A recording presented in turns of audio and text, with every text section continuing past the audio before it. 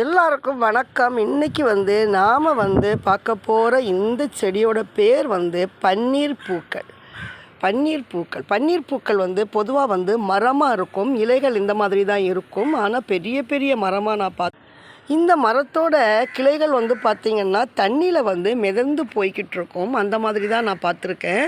இது வாங்கி வச்சு கொஞ்ச நாள் ஆயிடுச்சு. ஆனால் இதை காப்பாற்றுறதுக்கு நான் படுற பாடு பெரும்பாடாக இருக்கும். ஏன்னா இதுக்கு வெயில் செட் ஆகவே ஆகாதுங்க.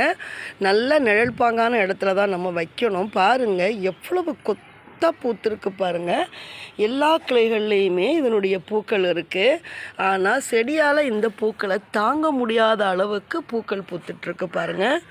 பார்த்திங்களா?